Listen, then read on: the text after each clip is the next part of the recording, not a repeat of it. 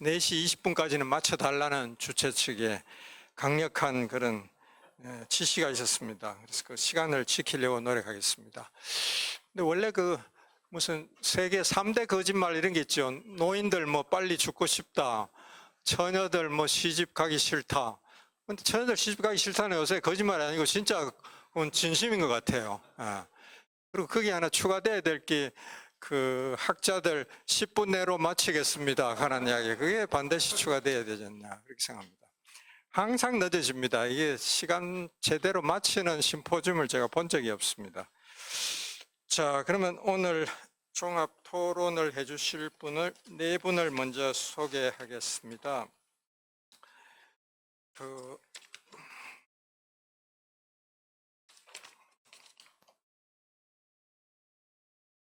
순서가 어떻게 될지 모르겠는데 앞에 있죠, 그죠?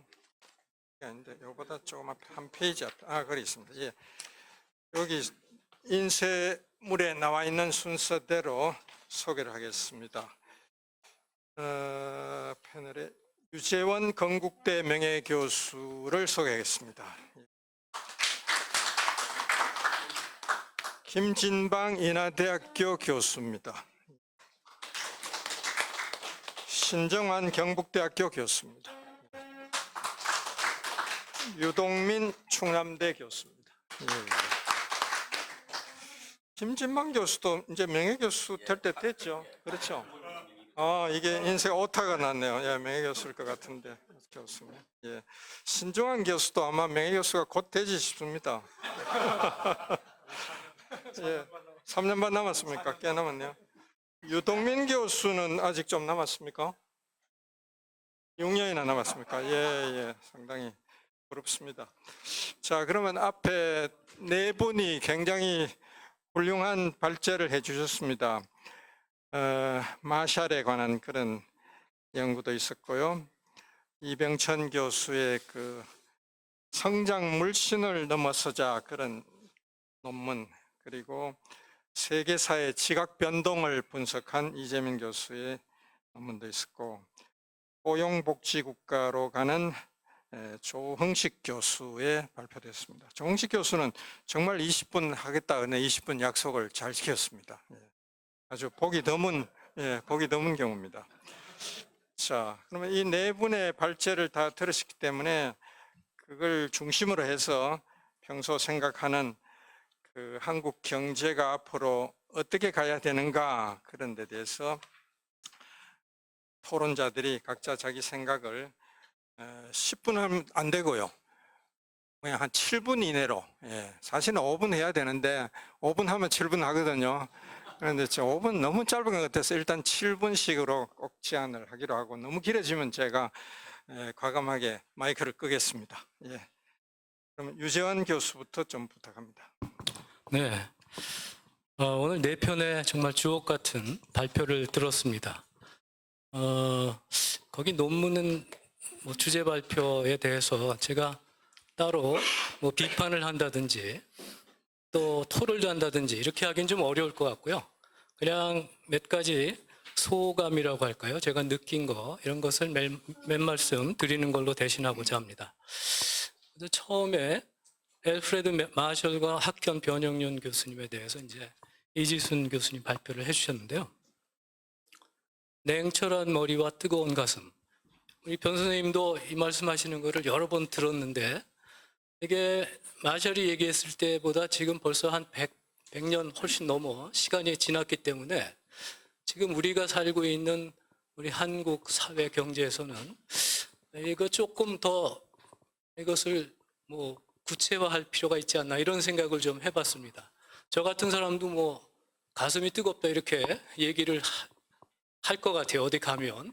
그렇지 않지만 또 머리가 냉철하다, 이것도 뭐 정도 차이가 많기 때문에 이제 그래서 한번 생각한 거는, 우리 변 선생님이 굉장히 아끼시던 그 김기원 교수님이 계신데, 그분이 쓴 그 개혁적 진보의 메아리, 이런 책이 있습니다.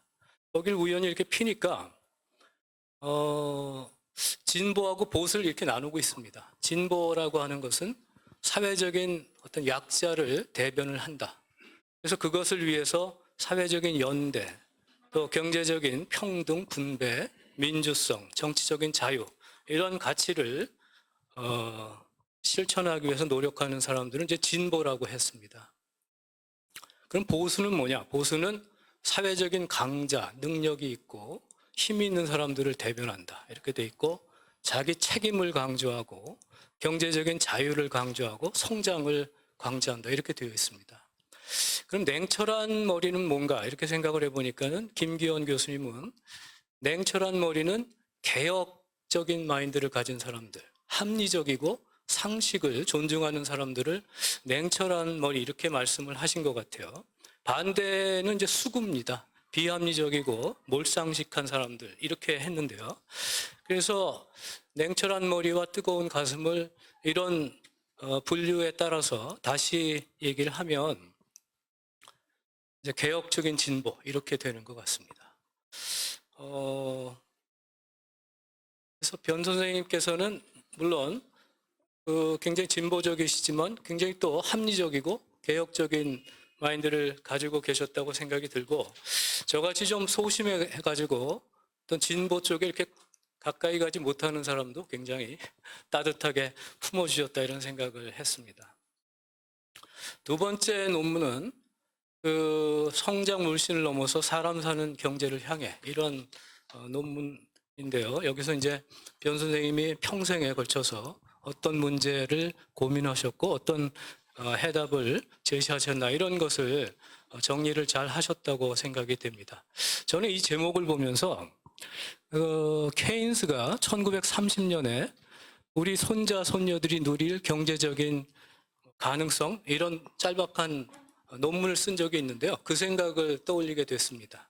1930년에서 한 100년쯤 지나면 2030년쯤 되면 소득 수준이 한 8배쯤 이렇게 늘고 그렇게 되면 일주일에 한 15시간만 일해도 충분히 우리 생활을 영위할 수 있게 된다. 그렇게 되면 이제 우리 손자쯤 세대가 되면 그런 어떤 계속 일을 하고 어떤 잘 살기 위해서 노력을 해야 되는 이런 필요성에서 해방이 돼가지고 예술, 여가, 시 이런 데 전념할 수 있다. 이렇게 케인스가 낙관적으로 예측을 했습니다. 1930년이면 이제 대공황 막 터졌을 텐데 그럼에도 불구하고 굉장히 어떤 낙관적인 예측을 제시를 했습니다. 근데 이제 지금 2030년 얼마 남지 않았는데 현실은 이제 그렇지가 않죠.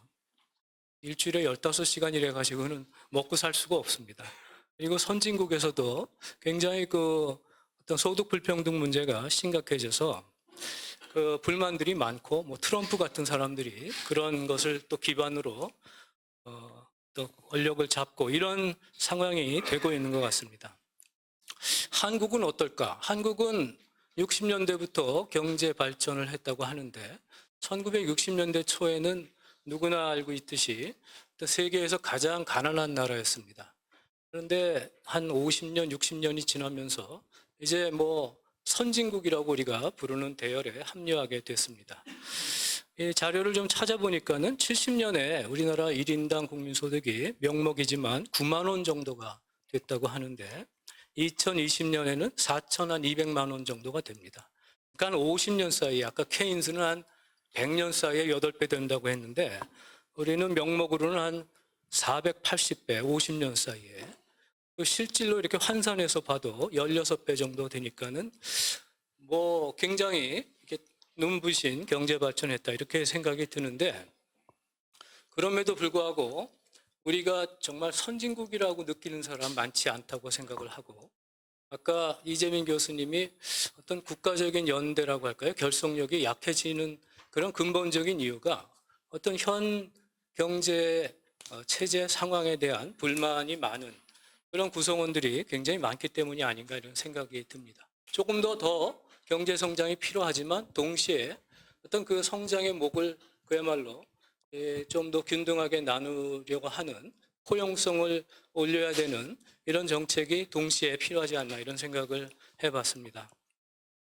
이재민 교수님 발표하신 논문은 굉장히 재미있게 읽었는데요. 세계 정치 경제 질서의 지각 변동과 한국 이런 논문이고 어떤 세계 경제 질서가 변하는데 우리는 거기에 대해서 충분한 대비가 되어 있지 않고 또 그것을 또 열심히 해야 되는데 어떤 내부적으로 결속력이 흐트러져 가지고 굉장히 위험하다 이런 말씀을 하셨습니다. 주로 이제 19세기 그 후반부터 얘기를 하셨는데 이 얘기를 듣고 얼핏 떠오르는 상황은 16세기에 이제 그 청나라가 우리나라 쳐들어오던 그래서 병자호란이 1636년에 벌어진 것 같은데요. 그때 생각을 해보게 됩니다. 그때는 이제 명을 섬길 것인가 청을 섬길 것인가 이런 이게 주도권이 바뀌는 그런 그 패권이 바뀌는 세상인데 그것을 제대로 인식을 하지 못하고 명나라를 계속 섬겨야 된다고 하는 그런 명분론에 사로잡혀서 청의 침입을 받게 되고 또 뭐 거의 멸망 직전까지 가게 됐죠. 그때 주화파하고 뭐 척화파라고 하는 두 그룹 간에 굉장한 뭐 다툼이 있었다고 하는데 그 최명길이라든지 김상원 이 둘 다 결국은 심양에 붙잡혀가서 거기서 죽게 되죠. 둘 사이의 그런 의견의 갈림이라든지 다툼이라고 하는 것은 글쎄요, 그게 이제 단순한 어떤 명분의 싸움은 아닌 것 같고요. 이렇게 생각을 해보면 조선 시대 때도 그 후기로 오면서 결국은 그 좋은 일자리, 그러니까 그때 뭐 벼슬이 될까요? 경제적인 이권하고 관련된 그런 그 자리를 놓고 상대방을 죽이지 않으면 내가 죽는 그런 극단적인 상황으로 치닫는 데서 이제 이런 갈등이 나오지 않았나 하는 생각이 듭니다. 그 이재명 교수님은 이제 주로 세계 경제 질서 변화가 우리한테 굉장히 위험하다 이런 데 초점을 두셨는데 거기에 이제 우리가 맞서려면 결국은 어떤 대내적인 역동성이라고 할까요? 성장 동력이라고 할까? 플러스 아까 말한 포용성 이 두 가지가 지금보다는 좀 더 개선이 되어야 되겠다 이런 생각을 하게 됩니다. 아까 포용적 네 번째 논문이요. 우리 조홍식 교수님이 발표를 하셨는데요. 포용 복지국가로 가는 길 이런 발표를 하셨는데 거기에 보면 이제 포용성이라는 얘기를 많이 하고 계십니다. 포용성이라고 하는 것은 이제 그 뭐 포용 경제도 있고 포용 성장도 있고 뭐 포용 복지도 있고 굉장히 다각도로 정의가 되는 것 같은데 경제적으로 본다고 하면 그 어떤 성장의 그런 열매가 좀 더 골고루 잘 향유가 되고 그것이 지속 가능한 뭐 그런 경제를 얘기를 하고 있는 것 같습니다. 그 논문에서 에이스 모글루 책을 2012년에 국가가 왜 실패하는가 이런 책을 소개를 하셨는데요. 제가 이제 경제학 시간에 가르칠 때는 이제 포용적인 경제 체제에서 강조하는 점이 조금 다릅니다. 거기서는 이제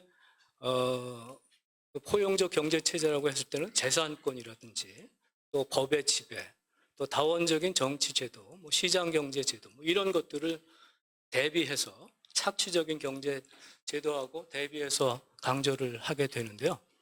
에이스 모글루가 제일 그 대표적인 예로 내세우고 있는 것이 남한과 북한 아닙니까? 그래서 남한은 이런 포용적인 정치 경제 체제고 북한은 착취적인 정치 경제 체제의 아주 대표적인 예로 들고 있습니다. 뭐 북한하고 비교하면 우리나라는 뭐 당연히 포용성이 굉장히 높은 경제라고 볼 수가 있지만 다른 선진국들하고 비교하면 아직 굉장히 개선의 여지가 크다 이렇게 생각을 합니다. 그 둘이 정말 포용적인 성장, 포용적인 복지 이 둘 간의 어떤 선순환 구조가 있으면 굉장히 좋은데 아직까지는 경제학에서 명확하게 그것을 잘 밝히지 못하고 있는 것 같습니다. 그래서 앞으로 그런 것이 좀 더 연구가 되어야 되겠다 하는 생각을 하고 이제 그런 것을 할 때 포용적인 어떤 경제 체제에 대한 어떤 지표를 좀 가지고 얘기를 하면 좋지 않을까 하는 생각을 했습니다.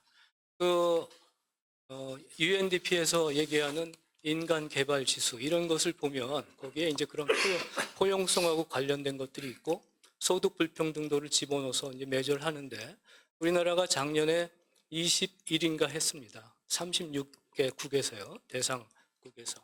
21이니까 우리가 아직 굉장히 많은 나라들이 앞에 있는데 1인당 국민소득은 우리가 23인가 뭐 그렇습니다. 그래서 둘이 아직 뭐 비슷한 위치에서 굉장히 갈 길이 멀다 이렇게 생각을 하고 이제 그런 것을 어떻게 구체적으로 실현할 것인가 포용적 복지국가 그거에 대한 로드맵을 좀 더 구체적이고 어떤 실천 가능하게 이렇게 제시해야 되겠다 이런 생각을 했습니다. 예, 수고했습니다. 내 논문이 다 방대한 건데 이걸 코멘트를 하려니까 시간이 많이 걸릴 수밖에 없는 것 같습니다. 그래서 제가 7분 드렸는데 지금 한 16분쯤 한 것 같아요. 예. 교수들 뭐 몇 분 내에 마치는 건 거짓말이라니까요. 예. 그래서 저도 끈다 그러고 못 끊었는데 그것도 거짓말이 됐습니다. 그래서 앞으로는 남은 3분은 그러니까 명예교수는 특별히 봐드렸고 그냥 보통 교수들은 내 논문을 다 코멘트 절대 하지 말고 맥시멈 2개만 하도록 하겠습니다. 1개 하면 제일 좋고요. 제일 자기가 관심 있는 거 하나만 해주면 제일 좋고 많아도 2개 그렇게 하겠습니다. 다음 김진방 교수가 잘 지키는지 보겠습니다. 예, 저 사회 하시는 분의 관건 때문이 아니라 본래 저는 두 분 그 논문만 하려고 그랬었습니다. 예, 달 능력도 제 관심거리도 아니고 해가지고 영역도 아니고 해서 앞서 이제 이준 교수님하고 이병천 교수님의 발표문을 국한해서 그리고 저희 지극히 개인적인 생각을 좀 두서없이 말하는 식으로 짧게 하도록 하겠습니다. 개인적이라고 했으니까 말씀을 드리자면은 사실 변 선생님은 제 석사 논문 심사 교수였습니다. 심사위원장이었었는데 그때 제 논문이 데이비드 리카도에 관한 것입니다. 그런데 그 책을 서울대학교 도서관에서 빌리려고 하니까 검소로서 분류가 되어 있어요. 그게 왜 검소냐? 바로 Principles of Political Economy 이렇게 되어 있기 때문입니다. 근데 사실 폴리티컬 이코노미는 그걸 번역한 말이 경제학입니다. 정치 경제학이 아니고 딱 보면 느껴지지 않습니까? 폴리티컬 이코노미가 경제학이고 나중에 이제 한 1890년대 90년에 알프레드 마샬이 원론책을 내면서는 처음으로 Principles of Economics라고 책을 붙입니다. 또 1892년에 시카고 대학이 창설되면서 세계에서 최초로 디파트먼트 오브 경제학과가 생겼는데요. 그때 붙인 이름이 디파트먼트 폴리티컬 이코노미입니다. 그래서 지금 또 저널 이름이 저널 오브 폴리티컬 이코노미예요. 폴리티컬 이코노미와 이코노믹스는 똑같은 겁니다. 그래서 왜 그걸로 하게 됐느냐? 제 짐작입니다만은 이코노미 하면 Y로 끝나고 또 폴리티컬 하니까 수식어가 붙고 뭔가 좀 부족한 듯이 보이니까 피직스하고 어울리는 이코노믹스로 잘라서 하지 않았는가 하는 생각을 하고 있습니다.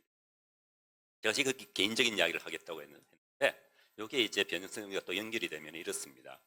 변 선생님이 학현 선생님께서 마샬을 학자로서 교육자로서 어떻게 임했는가 그 부분에 대해서 상당히 감명을 받고 또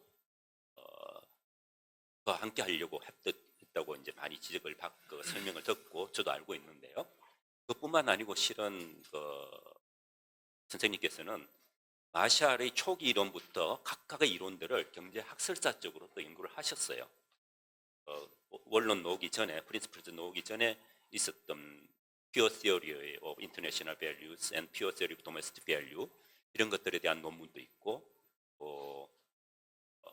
마샬의 속에 있는 발전 이론에 대한 부분만 따로 떼서 또 연구를 하고 생각보다는 많은 한켜 선생님께서 마샬의 경제학 이론에 대해서 굉장히 많은 연구도 하셨다는 것을 하는데 그때 보면은 옮겨 쓰시면서 그게 영어 이름을 옮겨 쓰시면서 경제학이라고 옮겨 씁니다. 그리고 가로 안에는 폴리티컬 이코노미라고 붙여놓아 있어요. 그걸 보면서 저는 선생님께서는 폴리티컬 이코노미가 왜 어떻게 쓰여졌고 나중에 어떻게 이코노미스로 바뀌었는가 하는 까지도 알고 계셨지 않았는가 하는 생각을 하게 되었습니다. 그런 개인적인 이야기고요. 다음에 이제 이병정 교수님께서 발표하시면서 3가지 주로 나누셨는데 저는 이제 경제민주화, 경제민주주의 그 부분에 좀 예전에도 관심을 갖고 글도 써보기도 하고 했었는데 그래서 학교 선생님의 글도 들여다보고 있었는데 그때 느낀 것이 물론 이건 한국 경제학만은 아닌데요. 경제 사상, 경제 철학 이런 부분에 대한 연구나 사색이 굉장히 부족하다. 그런데 그 부분을 선생님께서 하셨구나. 그런데 좀 아쉽다고 그럴까요? 더 다른 후학들이나 동료분들이 함께 토론하고 또 그거로도 계속 그 연구가 이어졌으면 참 좋았을 텐데 그렇지 못해 가지고서 여전히 그런 경제민주화라는 것이라든지 경제민주주의라는 이런 부분에 대해서는 그 용어가 아직은 좀 중에 떠 있다 하는 느낌을 많이 받습니다. 아울러 이제 하나만 더 붙이고 끝내자고 한다면은 스승님께서 쓰신 거를 역시 일본의 재벌개혁 전후, 자대전 이후의 여러 가지 개혁들을 많이 참고한다고 그러셨는데 저 개인적인 생각으로는 오히려 참고하려다 하면은 일본의 전후 처리의 뒷배경이 되는 미국의 뉴딜 이것이 더 직접적으로 우리가 참고하고 비교해서 봐야 되는 부분이 아닌가. 그래서 이제 덧붙여서 말하면 이 말에 경제력 집중이라는 말이 나오는데 그 말이 처음 등장하는 것이 바로 뉴딜 시대 때 연구한 아주 방대한 기업 연구들이 있습니다. 정부 자료로서는 굉장히 여러 책으로 나와 있고 거기에 보면은 경제력 집중이 핵심 주제가 돼가지고 수권의 실정적, 이론적 연구들이 나와 있는 걸 알고 있습니다. 볼 수가 있습니다. 그에 기초해서 여러 가지 개혁이 시도되었고요. 이루어지지는 못했지만은 그러한 부분들이 직접적으로 참고가 됐을 텐데 왜 일본의 전후를 하셨을까 하는 부분에는 여전히 좀 의문스러워하고 있습니다. 이상입니다. 아주 짤막하게 중요한 이야기를 해주셨습니다. 네. 자, 그 다음에는 신정환 경북대 교수가 코멘트를 역시 좀 짤막하게 해주시면 고맙겠습니다. 예, 저는 조홍식 교수님 발표에서 마이크 소리 들리네. 저출산 고령화 문제, 그다음에 이재명 교수님 발표에서 정치 양극화 문제 토픽에 대해서 말씀드리겠습니다. 이제 저출산 고령화 문제는 기후 위기와 관련해서는 의도치 않은 해결책일 수도 있다고 생각하거든요. 그리고 기후 위기가 지금 굉장히 심각하고 한반도가 지구 평균에 비해서 그 기후 위기 노출 정도가 굉장히 심하다고 합니다. 근데 이제 그러면 경제 활동량이 많은 선진국에서 경제 활동량을 줄이는 게 하나의 해결책일 수 있는데 한국도 이제 선진국에 들었으니까 여러 가지 부작용이 있지만 인구가 줄어드는 것이 어떻게 보면 장기적으로는 해결책일 수도 있겠다. 그리고 정부가 아무리 용을 써도 합계 출산율 1 이상 못 간다고 봅니다. 지금 상황은. 그래서 지금까지 정부가 했던 육아 비용의 사회화라든가 기혼 여성의 일 가정생활 양립 지원, 젠더 평등 강화 이런 거는 출생률과 무관하게 의미 있는 정책이니까 꾸준히 추진하되 출생률에 집착할 필요는 없다. 그럼 문제는 뭐냐? 노인 부양 부담을 줄이는 거잖아요. 특히 젊은 세대들. 근데 그것도 생각해 보면 노인 부양 부담이 늘어나지만 아이가 없거나 하나밖에 없기 때문에 자녀 부양 부담은 또 줄어드는 면이 있어요. 어느 정도 상쇄되는 면이 있거든요. 근데 물론 다릅니다. 부모보다는 자식을 사람들이 더 사랑하고 자녀에 대해서는 자기가 직접 돈을 지불하지만 이제 노인 부양은 이미 사회화됐잖아요. 연금이라든가. 그러니까 조세 저항이라든가 이런 게 있죠. 그래서 어쨌든 젊은 세대들의 그 부양 부담을 줄여야 되는데 그러려면 이 고도 성장의 끝물을 탄 50대 이상부터 빨리 연금 개혁 같은 걸 해서 부담을 좀 많이 내는 모습을 보여야 젊은 세대들을 설득할 수 있지 않겠는가 그런 생각이 들고요. 그다음에 저는 이제 그 정부가 의도적으로 복지 지출을 늘리지 않아도 저출생 고령화 때문에 자동적으로 한국의 국민 부담률을 OECD 평균 바로 따라갈 수 있다고 봅니다. 그 내용이 문제인데 복지 지출의 노인 편중성이 굉장히 강해지는 거죠. 그걸 어느 정도 완화시키려면 예를 들면 이제 비대면 진료의 활성화라든가 존엄사 기준의 좀 완화라든가 해서 과도한 노인 복지의 노인 지출 편중성을 좀 완화시키는 정책이 필요하다고 생각하고, 요즘 이제 유행하는 이모작 사회로는 우리가 좀 진지하게 받아들일 필요가 있다고 생각합니다. 그래서 이제 평생 교육이 중요한데, 은퇴 후에 이제 뭐 새 일자리 찾으면 되게 이제 좋지 않은 일자리잖아요. 재직 기간 중에 제2기의 일자리를 찾을 수 있도록 학습 휴가 제도를 활성화한다든가, 그리고 지금 폐교 위기에 있는 수많은 대학들을 평생교육기관으로 좀 전환시키는 노력, 이런 것들이 굉장히 필요하다고 생각하고요. 뭐 정치 양극화의 원인에 대해서는 뭐 대부분 다 잘 아실 텐데, 대개 해법으로 나오는 게 정치제도 개혁, 선거제도 개혁이잖아요. 이건 굉장히 어렵습니다. 일단 정치인들 그거 안 하려고 하잖아요. 그래서 커다란 정치제도 개혁이 필요하지 않으면서도 해결 가능한 것 중에 하나가 스웨덴의 국가연구위원회 제도를 좀 참고하면 어떨까? 그다음에 이제 중요한 이제 정책 의제가 있을 때 정당 대표, 주요 이해 당사자 단체 대표, 전문가들이 모여서 연구를 하고 제안을 하는 겁니다. 합의가 되면 합의안이 나오는 거고, 합의가 안 되면 이러한 이안이 나오고, 그다음에 이제 그걸 이제 정부가 이 위원회에 참여하지 않은 이해 당사자들하고 전문가들에게 회람을 시킵니다. 그래서 또 의견을 수렴하고, 정부가 입법안을 만들 때는 합의안이 나왔을 때는 특별한 이유가 없으면 합의안을 미세하게 수정한 정도로 입법안을 내거든요. 어떤 장점이 있냐면 수구의 민주제도 정신을 살릴 수 있고, 정당들이 책임 있게 의사결정을 하게 돼요. 그럼 그 보고서가 발간이 되고 도서관에 연구 비치되고 인터넷에 다 열람이 됩니다. 우리나라처럼 정치인이 어떤 얘기 했다가 그 다음에 다른 얘기 못해요. 정당 대표가 공식적으로 발언한 거기 때문에.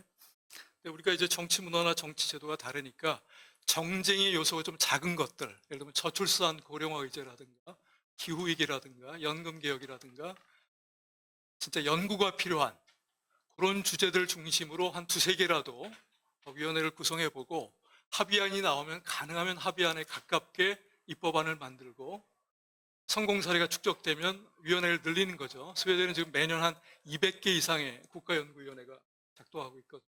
그건 커다란 제도 개혁을 필요로 하지는 않습니다. 그걸 한번 제안해 보겠습니다. 국가연구위원회가 200개, 1년에 한 200 내지 300개 200개가 작동한다는 거죠. 개수가 그렇다는 겁니까? 예. 횟수가 아니고 개수, 예. 개수가. 대단하네요. 예, 굉장히 예. 사안별로 사안별로, 예. 전부 위원회가 구성된다는 이야기. 그러니까 뭐 어떤 건 1년 이내짜리도 있고, 뭐 5년씩 작동하는 위원회도 있고. 그렇습니까? 예, 참 몰랐습니다. 상당히 좋은 아이디어인 것 같습니다. 자, 다음에는 신정환 선생님도 시간을 많이 절약해 주셔서 고맙습니다. 유동민 교수는 아직 정년도 많이 남았다고 하니까 특별히 좀 짧게 해주세요. 예.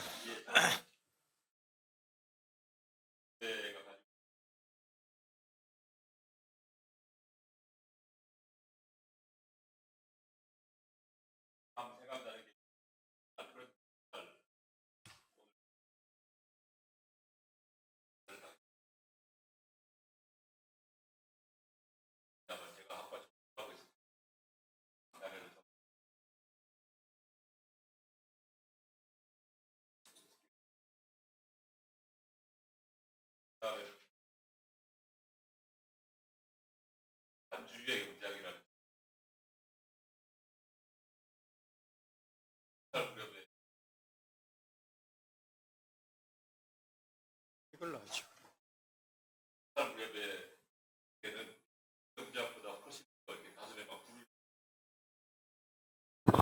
들었던 생각이 납니다.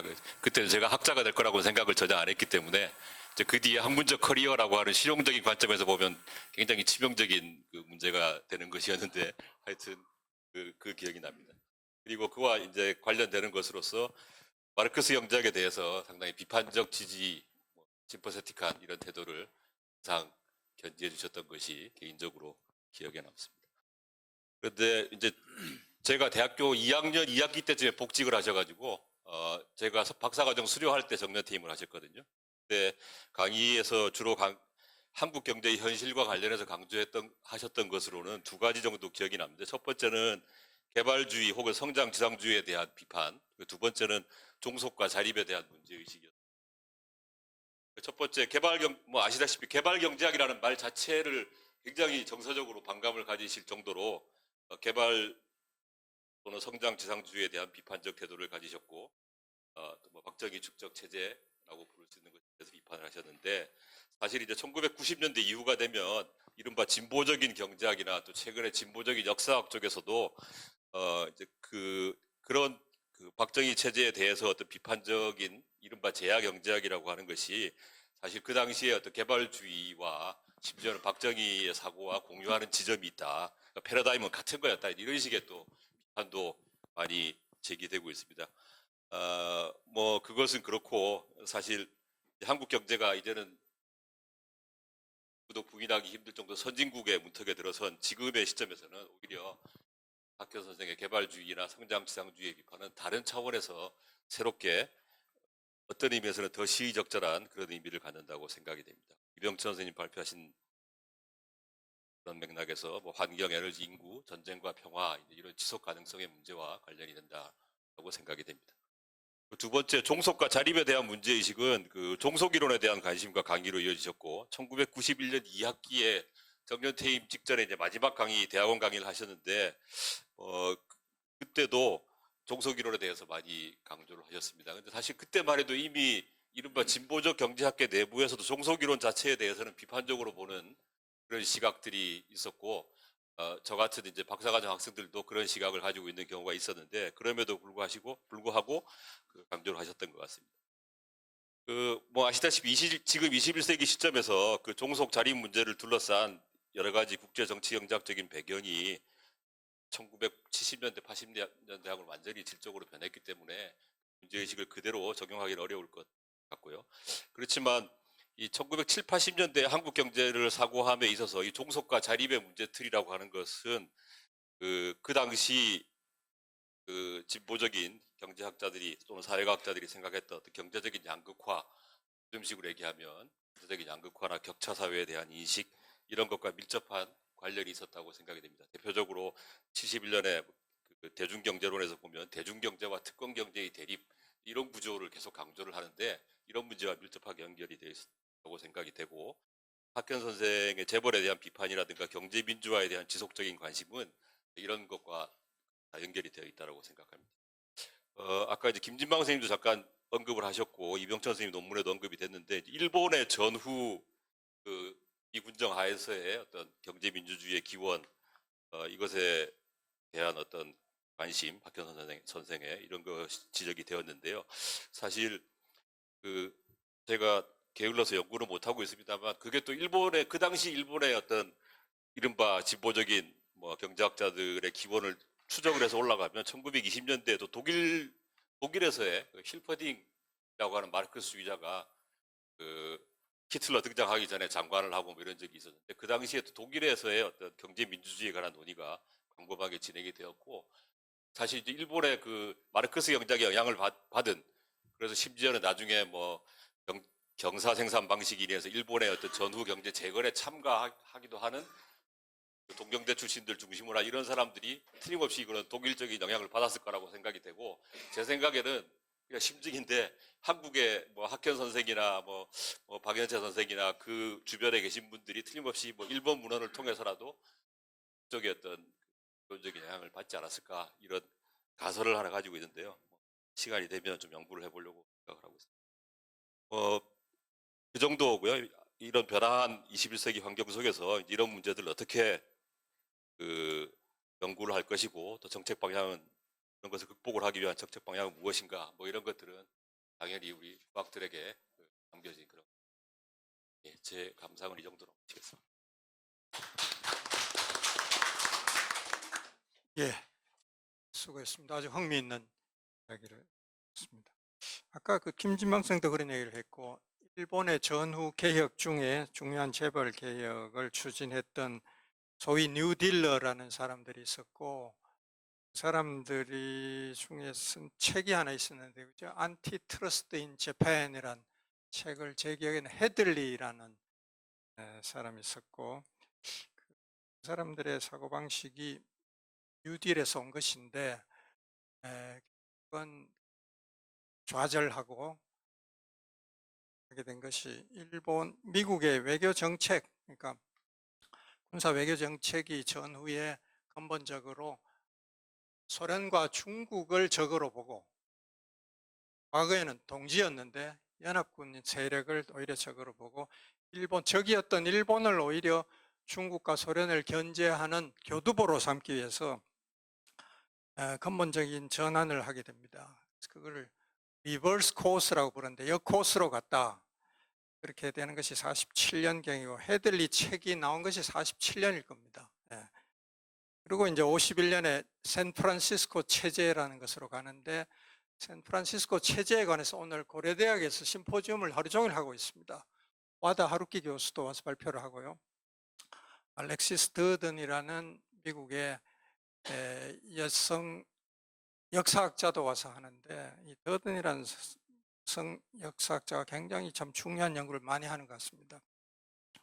샌프란시스코 체제에 한국이 들어갈 뻔했는데 초안에는 들어가도록 돼 있었습니다. 당연히 들어가야 되죠. 아시아의 모든 약소 국가들이 다 들어갔는데 한국만 빠졌어요. 가장 피해가 큰 한국이 빠질 이유가 없지 않습니까? 그러니까 좀 인도, 필리핀 다 들어가면서 한국은 빼고 그렇게 갔습니다. 그 빼게 되는 과정이 결국은 아까 말한 역코스하고 관계가 되고, 그렇게 되니까 우선 인도네시아, 필리핀에 대한 배상 액수가 8억 달러 이렇게 돼요, 일본이. 근데 한국은 3억 달러, 무상 3억 달러, 65년에 한일 협정할 때 말이죠. 무상 3억 달러, 유상 2억 달러입니까? 5억 달러로 끝냈었거든요. 말이나 됩니까? 50년대 이미 그쪽에 별 피해도 없는 한 3, 4년 지배했던 나라에 대해서 8억 달러씩 배상하면서 35년 식민지를 했던 조선에 대해서 이렇게 무시하고 그냥 껌값 던져주듯이 이렇게 갔던 것, 이것이 샌프란시스코 체제가 잘못된 것이고, 그게 근본적으로 바로 잘못됐다, 바로잡아야 된다, 이런 심포지움을 지금 고려대학에서 하고 있고, 이런데 우리가 좀 주목해야 한다고 봅니다. 자, 그건 제 사족이었고요. 내 논문에 주옥 같다는 칭찬만 하고 별로 비판이 없었기 때문에 원래는 저자들의 답변도 드려야 되는데 시간도 없고 해서 생략해도 될 것 같습니다. 생략하고, 다만 이병천 선생이 할 말이 있으니까 하고, 청중석에서 중요한 말씀 하실 게 있으면 한두 분 말씀을 듣고 마치려고 합니다. 자, 이병천 선생. 그럴까요? 청중석에 모시는 좋으니까요. 자유롭게 발언하실 분이 있으면 해주시면 좋겠습니다.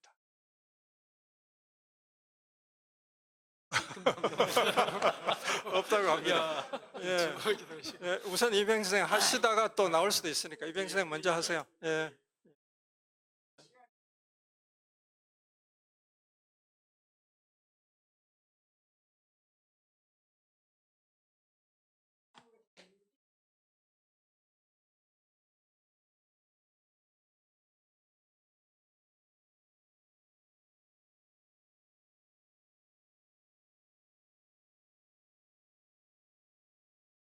들리는데 지금 마이크가 스위치가 올라가야 됩니다.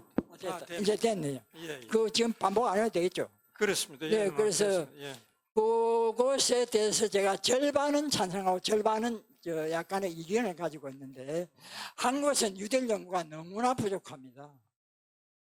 어떻게 보면 뉴딜 이야기를 한 사람이 너무 많아요. 학계도 그렇고 정책에서도 박근혜도 누구지, 문재인도 누구지.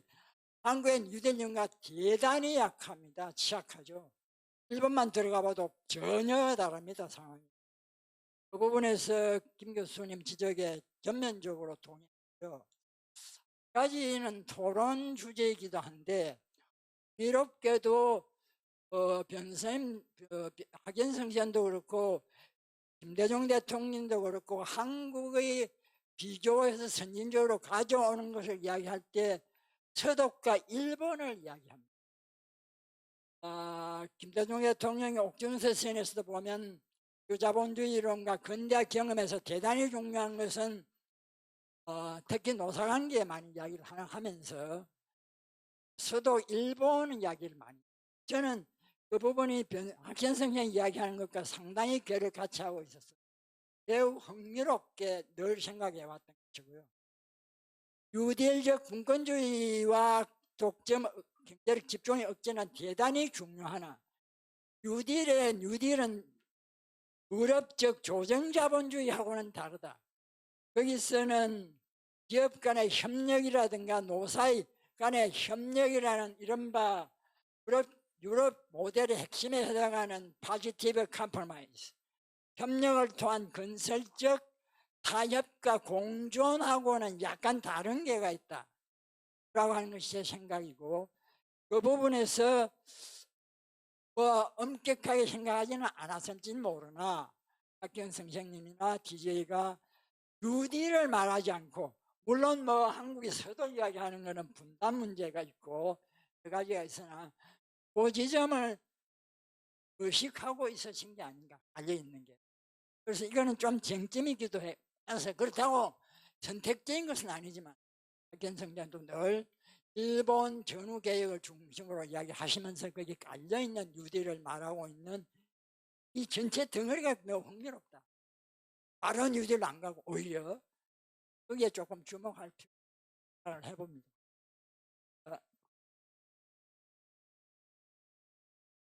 청중석에서 든지 좋으니까요. 말씀하실 게 있으면 손을 들어주시죠. 시간을 너무 깝치다 보니까 협조한다고 일부러 할 말이지도 안 하시는 거 있는 거죠. 총영 선생님. 이정우 박사님, 제가 잠시 좀 말씀을 예, 드리겠습니다. 좋습니다. 예. 오늘 쭉 양극화 세계적인 여러 가지 정치 상황 이런 말씀들을 정말 아주 잘 들었어요. 근데 저는 개인적으로 정말 고민하고 있는 하나의 대목이 있는데, 며칠 전에 우리나라 사회학을 하는 분이 쓴 글에서 한국에 일어나고 있는 계층 간의 이게 의사소통 부족 문제야. 그러니까 6.25 전쟁을 경험했던 저 그때 전쟁 발발했을 때 6년생이었으니까 그 다음에 그 베이비 부머 그 세대하고, 그 다음에 이제 군사 독재 시절에 소위 항거했던 이른바 386 세대하고, 그 다음 또 내려와가지고 지금 40대로 진입한 소위 민주화 이후의 세대하고, 그 다음에 드디어 21세기에 들어가는 이 밀레니엄 세대 4개의 계층으로 했는데, 제가 볼 때는 이 계층 간에 우리나라 통일 문제에 대한 인식, 그 다음에 대외적으로 일어나고 있는 여러 가지 환경 변화에 대한 인식, 이게 완전히 전부 다 소통 부재 속에서 상이한 관점을 가지고 있다고 하는 이 사실 보면서, 더구나 독거 가구는 점점 늘어나고 있죠. 뭐 1,000만까지 육박한 득도 있죠. 그 다음에 지금 일도 하지도 않고, 그렇다고 교육도 안 받고, 그 다음에 무슨 직업 훈련을 하지 않는, 구직도 포기한 그런 이른바 니트족이 뭐 60만에다가 거기에 그저 이른바 OTT만 즐기고 혼자서 말이죠, 방 안에서 있는 젊은 세대들이 또 다른 50만. 그 대한민국 사회가 이게 과연 지금 어디로 가는가? 우리가 국가 발전에 대한 장기적인 목표에 대해서 어떤 컨센서스를 과연 우리가 어떻게 빌드업할 수 있을 것인가, 이게 경제학자들이 좀 고민하고 대답해야 될 과정가 하는 걸 저 나름대로 골똘히 생각해 보겠습니다. 뭐 조그만 의견입니다. 예. 예. 대단히 중요한 점을 지적해 주셨습니다. 그런 이야기 많이 하죠. 예, 제가 소속한 카톡방 이런 데도 보면은 전부 이제 노인 세대들인데요. 뭐 학교 동기들 주로 이런데 거의 절반쯤은 뭐 요새 젊은 사람들 뭐 이래도 되나 아무리 좀 너무하다 뭐 이런 식의 불평, 불만, 소통 부족, 거의 대화가 안 되는 대화 단절, 그런 것을 많이 느낍니다. 자, 그럼 안충현 선생님의 그런 코멘트 적절하다고 생각하고요. 시간만 있으면 더 토론할 게 많고, 오늘 또 굉장히 중요한 그런 새로 연구 과제 이런 것도 뉴딜이냐 또는 뭐 일본의 전후 계획이냐 이런 쪽도 우리가 새로 연구해 볼 만한 좋은 주제라고 생각합니다. 자, 그러면 이 정도로 시간 많이 지체됐기 때문에 마치기로 하고, 네 분 아주 생산적으로 그리고 아주 통찰력을 주는 그런 토론에 대해서 감사하면서 이상 종합 토론을 마치겠습니다. 고맙습니다.